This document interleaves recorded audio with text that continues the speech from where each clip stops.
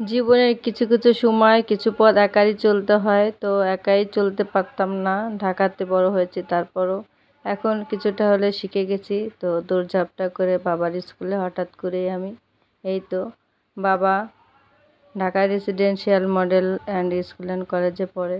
তা একটা বড় লং ভিডিও নিয়ে আপনাদের মাঝে হাজির হয়েছি। সবাইকে অনুরোধ রইল ভিডিওটা সম্পূর্ণ দেখার।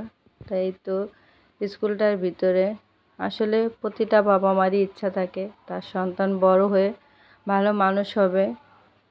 আমারও ইচ্ছা আছে, বাকিটা আল্লাহর ইচ্ছা। জানি না কিভাবে মানুষ করতে পারবো, কতটুকু পারবো তাও বুঝতে পারি না। সময় সময় চেষ্টা চালিয়ে যাচ্ছি। সবার সন্তানকে নিয়ে বাবা মার স্বপ্নের শেষ থাকে না, আমি তার ব্যতিক্রম নাই।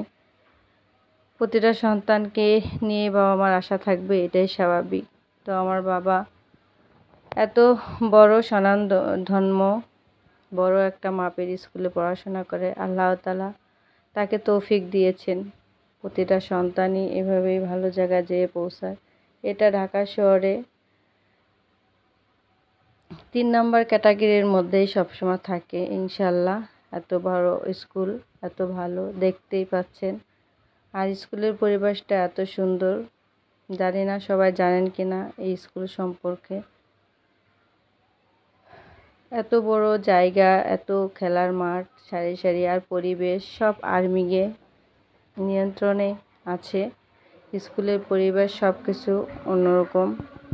ভালো স্কুলে পড়ার সাথে সাথে বাবাকে পারিবারিক শিক্ষাটাও দিয়ে থাকি এবং ইসলামিক দিক দিয়েও তাকে নামাজ কালাম কোরআন পড়া সব কিছু করে থাকি। প্রতিটা স্বর্ণের মতো এ জায়গা প্রতিটা মায়ের সন্তান হয়ে গড়ে তুলতেছেন এমন একটা স্কুল থেকে যে বছরে বেরিয়ে যাচ্ছেন। কেউ বড় ডাক্তার, ইঞ্জিনিয়ার, পাইলট এরকম চলে যাচ্ছে স্কুল থেকে, প্রতি বছরই যাচ্ছে, বেরোচ্ছে।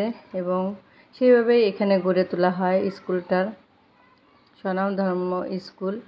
আপনারা বাবার জন্য দোয়া করবেন, আল্লাহ তাআলা তাকে যেন নেকভাবে সন্তানভাবে তাকে যেন তৈরি করতে পারি।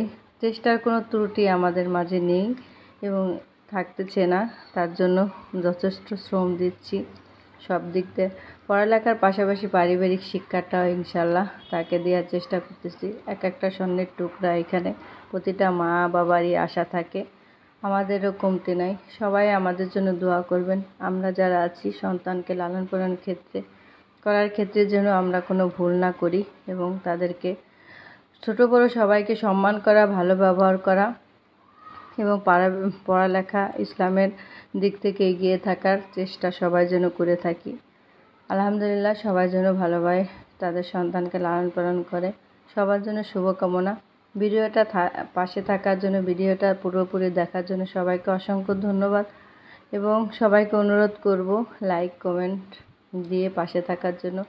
আসলে কেমন লেগেছে স্কুলটা তাও জানাবেন। সম্পূর্ণ ভিডিওটা দেখাইতে পারলাম না, কারণ যদি দেখাইতে যাই এই স্কুলের ভিডিও তাহলে 20 মিনিট আধা ঘন্টা কেটে যাবে। এত বড় স্কুল তা আপনাদের বলে শেষ করাতে পারবো না। ভালো থাকবেন সবাই, আল্লাহ হাফিজ।